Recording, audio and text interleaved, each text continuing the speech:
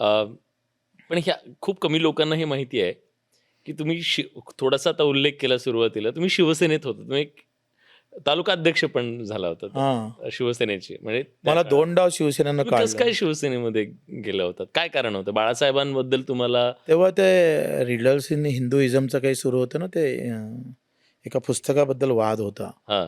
आणि मी तेव्हा सायकलनं जायचं कॉलेजमध्ये, नाही तर हं, घोडं घेऊन जायचं. हं, माझ्याकडे घोडं होतं. हं, सगळेजण मोटरसायकलनं यायचे हं. आणि मी घोडं घेऊन जायचो. ते प्राचार्य म्हणे, "घोडं घेऊन यायचं नाही." म्हटलं, "काहून?" कॉलेजला जायचा तुम्ही "हां, घोडं घोडं घेऊन. घेऊन." आणि घोडं घेऊन गेलं का ते प्राचार्य आला एक दिवस. ते म्हणे, "तुम्ही घोडं घेऊन येऊ शकत नाही." म्हटलं, "का बरं?" "ते नोकरीचे पोरं आहे, ते गाडी घेऊन येतं. माझा बाप शेतकरी आहे. हं, घोडं घेऊन काहून नाही येणार आहे? काय बंधन घालणार आहे तुम्ही?" मग ते काय खूप वाद मग त्याच्यात. हं, आणि मग सायकलनं मग दूध आणायचं ना मी गावातून. हं, तालुक्यावर तर दुधाच्या डबक्या वगैरे दूध विकायचं पहिले सगळं दिवसभर सकाळी आणि मग कॉलेज जायचं. हं. त्यातलं दूध उरलं का मस्त आम्ही दूध प्यायचं बढियापैकी कॅन्टीनवर. हां, असं संघटन झालंय. हां. आणि त्याच्यात तुम्ही काय आत्ता काय विचारलं? शिवसैनिक कसे झालात? हां, म्हणजे शिवसैनिक. शिवसेनेत कसं गेलात? तिथे गेलोय मग ते रिडेलचा वाद सुरू होता म्हणून. छत्रपतीचा थोडा हे मी पहिले भक्तच होते. हां, शिवसेना म्हणजे शिवाजी महाराजांची. हां. असा एक माझा भ्रम होता आणि मी गेलो होते तिथे. मग तिथे आम्ही आमचं संघटन बनलं आणि मी खूप माझ्या मागं पोरं म्हणजे माझ्यासोबत राहायचे. हं, आणि काही असलं शिवसेनेचं मला सांगायचं तालुक्यावरून, "अरे बच्चू इकडे ये बरं. हं, आपल्याला आंदोलन करायचं आहे." त्यांच्याजवळ नाही राहायचे, माझ्याजवळ हं, राहायचे पोरं. हं. मी असं करता मी हो कॉलेजमधून येऊन आलो होतो असं. आणि एक जिल्हा परिषदचा रेस्ट हाऊस आहे. हं. हा भारत गणेशपुरे आहे ना, ते हां, हां, कलाकार हां, हां, हां. तो होता तेव्हा. बरं. हो, तो तिथंच होता भारत चला हवा गणेशपुरे. येऊ द्या म्हटले. हं, हां, चला हो द्या. तर तर तो शिवसेनेचाच होता. हं. भारतीय विद्यार्थी सेनेचा जिल्हा प्रमुख होता. अरे बापरे! हां. हां. तर आम्ही गेलो तिथे भारत गणेशपुरे वगैरे. आम्ही म्हटलं माझा एक मित्र होता. "अरे यार, इथं चल ना, इथं बिस्किट, चहा मस्त भेटते. हे मीटिंग आहे काहीतरी, आपण जाऊ." आम्ही गेलो तिथं. तर हां, तिथं 2 गटात वाद सुरू होते शिवसेनेचे. हां. ते कोण तालुका प्रमुख करायचं. ते दोनही गट खूप भांडत होते. तितक्यात हा भारत गणेशपुरे होता आणि एक बाळासाहेब देशमुख होता. "अरे," म्हणे, "हे बच्चू कडुलेकर म्हणे, हा चांगला माणूस आहे, पोरगा आहे म्हणे हा."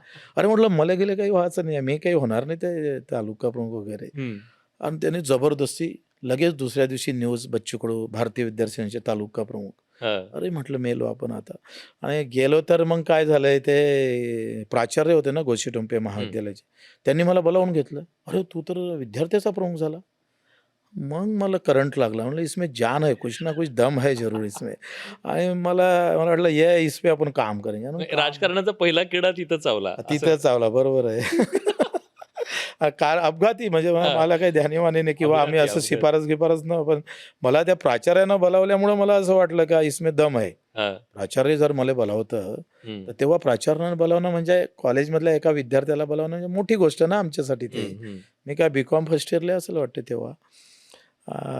तेव्हा मग ते मी म्हटलं इसमें काम करेंगे. मग काम केलं, एवढं काम केलंय. सगळे शिवसेना माझ्याकडे. हं. आणि मग त्या तालुका प्रमुखानं मला काढून टाकलं शिवसेनेतून. मग ते ग्रामीण सेना केले. लक्षात आलं की हां. बंदे में दम है. मग ते ग्रामीण विद्यार्थी सेना काढली मी हां.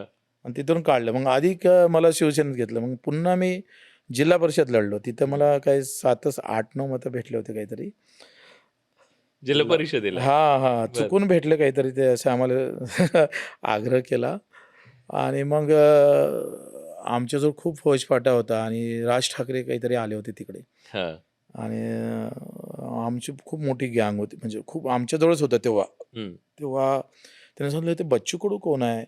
हं. मी आहे. आम्हाला बोलावलं. आम्ही गेलो तिथं. म्हटलं, "बा असं-असं झालं." मग त्या तालुका प्रमुखाला बोलावलं. राज ठाकरेंनी बोलवलं? हां, हां. हां. तिथे ते एका हॉटेलवर आले होते. थांबले होते. काही हं. दौराच होता. तेव्हा ते मधुसूदन कुलते वगैरे होते तालुका प्रमुख. हं. तो मग काय सांगत जाय म्हणे, "यानं सगळे शिवसैनिक याच्याजवळ घेतले आहे" म्हणे. हां. "माझ्याजवळ एकही शिवसैनिक ठेवला नाही" म्हणे. मग त्यांनी लगेच म्हटलं, "याला काढून टाक" म्हणे, "याला कर तालुका." म्हणजे राज ठाकरेंची तुमची पहिली भेट होती. हां, पहिली भेट. पहिल्याच भेटीमध्ये त्यांनी तुम्हाला गिफ्ट हां. दिलं. मग मी तालुका प्रमुख झालो आणि मग हां. त्यांचा एक मोठं आंदोलन होतं राज ठाकरेंनी घेतलेलं त्या नागपूरला. त्याच्यात हां. माझ्या विदर्भातून सगळ्यात जास्त आमचे विद्यार्थी नेले होते. हं. पण हे राज ठाकरेंना तुम्ही कधी सांगितलं नंतर?